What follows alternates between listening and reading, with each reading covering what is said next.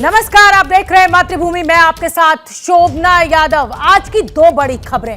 पहली खबर आप जानते ही हैं कि अलकायदा के सरगना अल जवाहिरी की मौत के बाद आतंक के सबसे बड़े सरपरस्त पाकिस्तान से जुड़ा हुआ एक बड़ा खुलासा हुआ है और वो ये है कि पाकिस्तान ने पैसे लेकर जवाहिरी को मरवाया।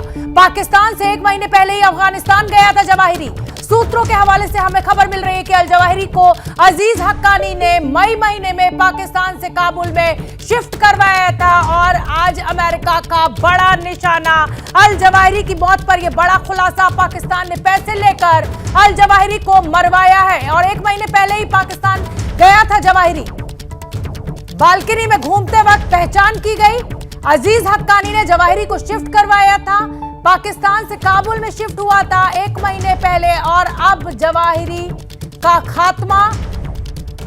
पाकिस्तान ने पैसे लेकर जवाहिरी को मरवाया, ये बड़ा खुलासा इस समय एबीपी न्यूज पर हम आपको बता रहे हैं।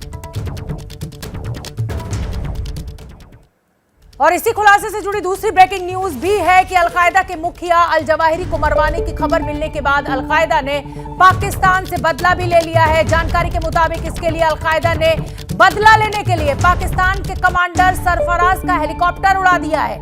बड़ी खबर इस समय की, पाकिस्तान के कमांडर सरफराज का हेलीकॉप्टर तालिबान के द्वारा उड़ा दिया गया है। सरफराज पाकिस्तान की खुफिया एजेंसी आईएसआई का खास था।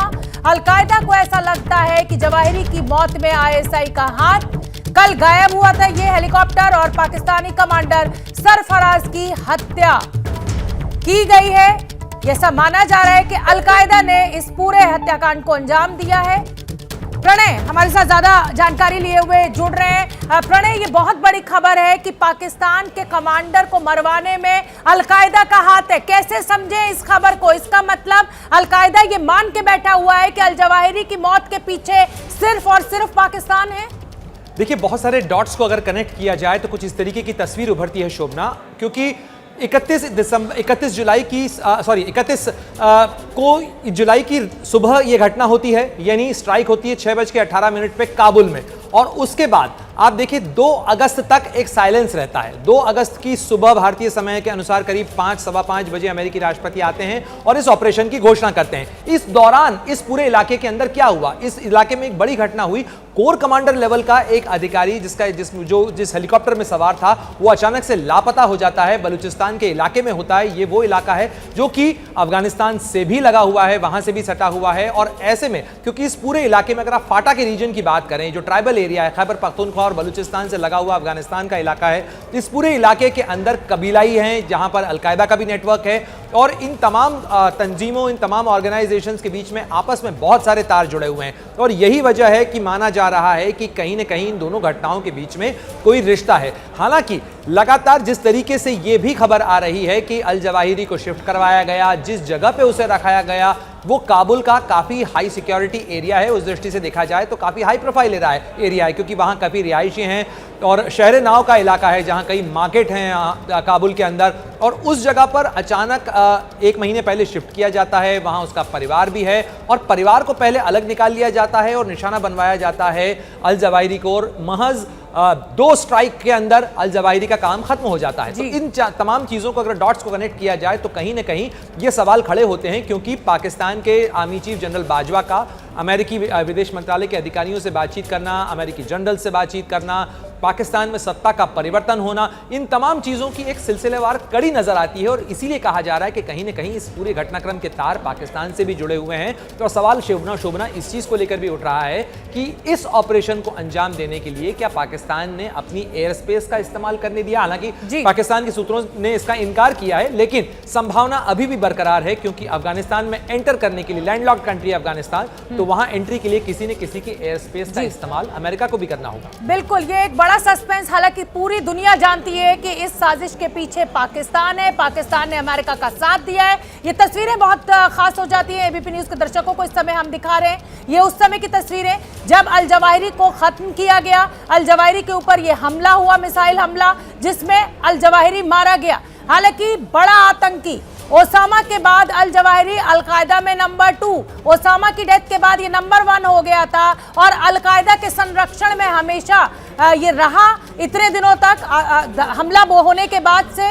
और आप देख सकते हैं कि अब बड़ी खबर यह भी आ रही है कि तालिबान ने इस हमले का बदला लिया है। पाकिस्तानी आर्मी कमांडर को, उसके हेलीकॉप्टर को मार गिरा दिया है। प्रणय, मैं एक बार फिर आपका रुख करना चाहूंगी। देखिए, ये बड़ी खबर, अल जवाहिरी का मारा जाना, अमेरिका का बदला लेना 9/11 का, अफगानिस्तान में अलकायदा की मौजूदगी, अलकायदा का पाकिस्तानी कमांडर को मार देना। मेरे लिए इस खबर की अहमियत यह है कि मैं इसे हिंदुस्तान के नजरिए से समझूं। मैं ये समझूं कि अब आने वाले दिनों में भारत के लिए भारत की क्या रणनीति रह सकती है। आज अल जवाहिरी का मारा जाना, अमेरिका के द्वारा या पाकिस्तान के कमांडर को मारे जाना, भारत के परिप्रेक्ष्य में हम इसको कैसे समझें?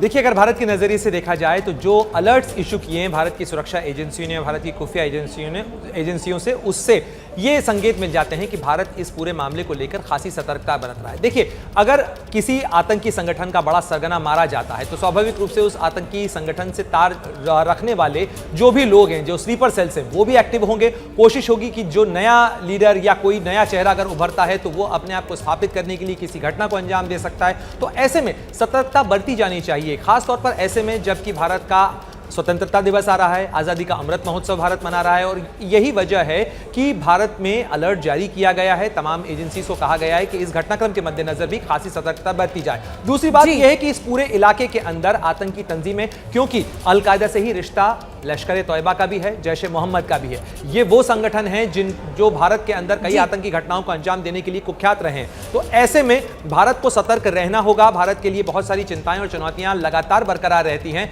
और अल जवाहिरी के मारे जाने के बाद भी ये देखना होगा कि क्या अलकायदा खत्म हो गया। अगर अलकायदा का पूरा नेटवर्क खत्म नहीं होता है तो ऐसे में तमाम देशों के लिए जो कि विकास चाहते हैं, शांति चाहते हैं, उनके लिए सवाल। बिल्कुल प्रणय उपाध्याय, आप बने रहिए। बड़ी जानकारी इस समय प्रणय उपाध्याय एबीपी न्यूज के दर्शकों को देते हुए कि जवाहिरी जरूर मारा गया लेकिन अलकायदा अभी भी भारत के लिए चिंता का सबब बना हुआ है। क्या मजबूरी है मेरी, बताइए। मैं अभी आपको बताती हूँ कि मैंने ओए होए होए होए नमकीन के चटकारे लेते हुए टकटकी मार के डिबेट शो को पॉज रिपीट कर करके देख रहे हैं जोगिंदर जी। इनकी तरह आप भी देखें अपनी फेवरेट डिबेट्स को रिपीट कर और डाउनलोड कीजिए एबीपी लाइव ऐप अपने स्मार्ट टीवी पर।